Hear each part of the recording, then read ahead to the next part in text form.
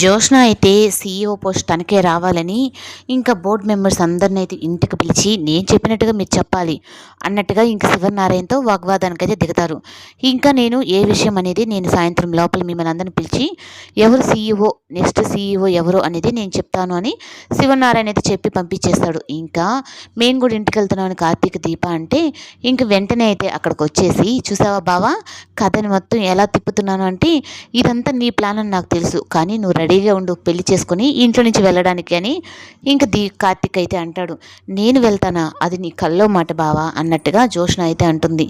ఇంకా కార్తీక్ అయితే ఇంక శివనారాయణతో ఒక మాట చెప్తాడు. తను పెళ్లి చేసుకోవాలి అంటే తను మనకు సంబంధించిన ఎవరో ఒకరిని సీఈఓగా చేసి తనకు పెళ్లి చేసుకునేటట్టు చెయ్యాలి అన్నట్టుగా చేసి ఇంకా కృష్ణనైతే ఇంకా మొత్తం ప్లాన్లోకి భాగంగానే చేస్తాడు.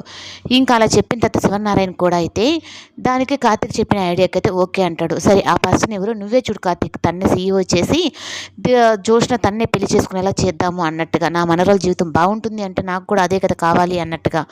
ఇంకా ఆ కృష్ణ అనే కారు కోసం వెయిట్ చేస్తూ ఉంటే ఇంక జోష్న అయితే ఆ రోజు నాకు ఆస్ట్రాలజీ చెప్పాడు కదా, కానీ ఈరోజు వాడికి కారు వస్తుందో లేదో కూడా ఆ ఆస్ట్రాలజీలో లేదా అన్నట్టుగా అంటుంది. ఇంకా ఎక్కడ దిగాలి రా అంటే ఇంకా జోష్నతో పాటు తను కూడా ఇంకా కార్లో ఎక్కిపోతూ ఉంటే మీరేం చేస్తుంటారు ఏంది అన్నట్టుగా తను కూడా కనుక్కొని పర్లే ఈ అబ్బాయి కూడా బాగానే ఉన్నాడు అన్నట్టుగా జోష్న అయితే అనుకుంటుంది.